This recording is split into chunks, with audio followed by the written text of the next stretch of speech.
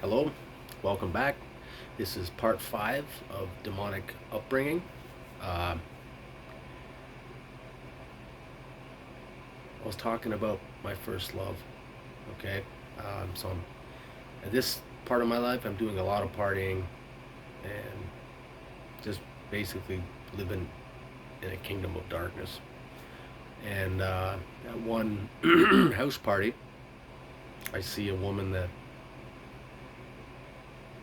is just blows me away. Like, I mean, as soon as I saw her from across the room, I was like, wow, that's that's remarkable. Now I couldn't gather the courage to go up and talk to her because I was just floored. There's no way she would ever talk to me.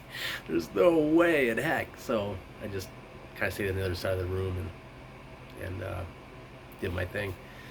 Uh, and then several days later, we're going to another club, and we didn't have cell phones at this point, and I got a notification from another friend that everybody else had moved location and whatnot. And then we were walking to the other location, and the same girl drove by in her car, and she saw us. It was me and two other friends, two other army guys, and she made a Yui, came around, and asked us what we were doing. We said, well, we were going to go to this other place, but it's kind of shut down. And she says, well, why don't you hang out with us? It was her and her roommate. And I was like, yeah, okay, sure, let's go. So we got in there, we went back to her place, and I was so shy. I couldn't believe that she would ever take an interest in me. In any case, I'm not gonna go into this, but we end up becoming a couple. And I mean, she's put together. She's got a great head on her shoulders, funny, compassionate, smart. She's going through university. She's got a rough idea of where she wants to go. And then you got me. I'm a guy living with his mom, sleeping in the same bed as his younger brother, has a one parade a week part-time job, and I'm going nowhere, and I got no plans. I'm going nowhere. You know, this is the best thing that's ever happened to me, and my pride and all that, and I'm partying a lot, and I mean, she's great. She's loving on me. She's giving me everything I felt like I was missing in my life, and you know, it was awesome. But me being me and working for the kingdom of darkness and all the dark stuff that's in me and what I'm promoting, I'm unfaithful to her. And I mean, she gave me an extra boost of ego and pride, and I'm pursuing other women behind her back, and I'm doing that, and I don't feel bad for it. I mean, at that time, I'm just having fun. I didn't think about how much it would hurt her. I didn't care. I was selfish. This is me. This is my life. I can do whatever I want. And so we have a rocky relationship for the next few years. I mean, she leaves me, rightfully so, several times, and I convince her to come back to me, and because uh, we were well together when I wasn't being me, like the fake me. When my real spirit would come out, because when the army guys would come around and all that, I had like a persona, and when we were alone together, it was really me. And a lot of times, under the influence of alcohol, like at this point, demonic entities are in me. Okay, I've been worshiping the kingdom of darkness and all this stuff, unbeknownst to me, and they've gotten in, and they're starting to manifest within me when I give them control. You have to understand that when you give them control, when you give them legal right to use your temple, your house, through willing ingesting of alcohol to the point where I was getting to the point where I just black out. I drink so much because that culture was, it's not quality of drink, it was quantity. I mean, you drank to get drunk. And another thing you have to understand is terminology in the armed forces. Like, I was infantry, okay, army, and anybody who's ever been in knows that the primary communication there is profanity. Like every second word is the F word. I mean, it's nothing but profanity. And you're so desensitized to it because that's how everybody talks. Like they don't put any emphasis on anything. That's just the way they talk. Now, if you understand what profanity is at its root, its core, it's lies. Like when you say that effing couch over there, the couch isn't performing a sexual act. It's a lie. It's a lie.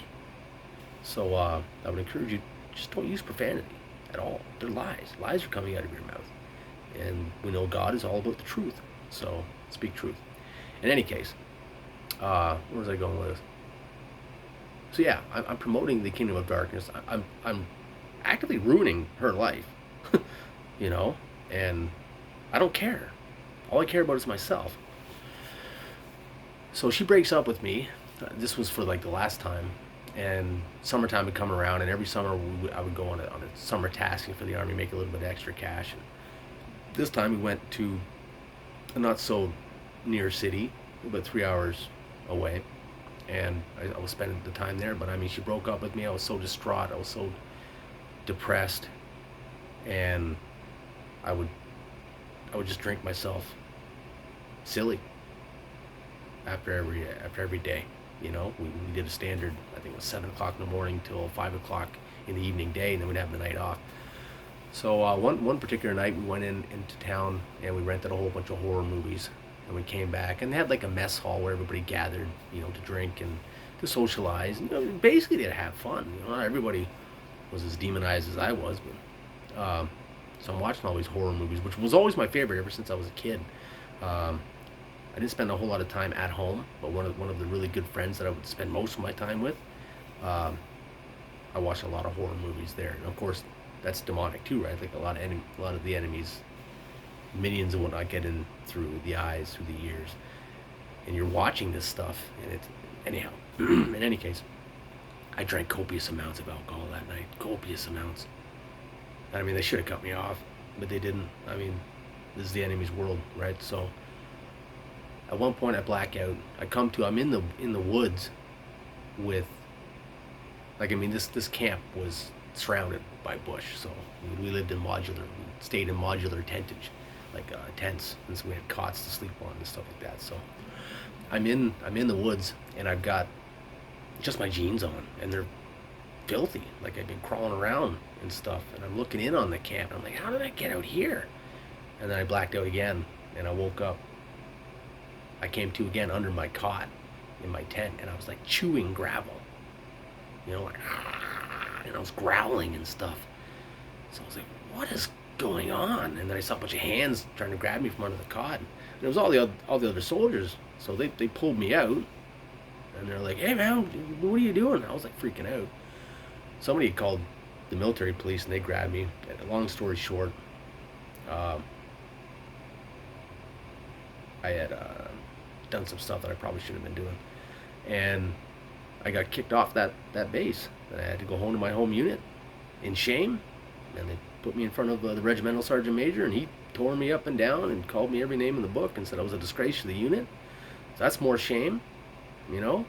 So I'm just feeling like so full of shame and failure, and I'm just not in a good spot, not in a good place. The girl I love left me. Of course, I'm not looking at it any of it's my fault.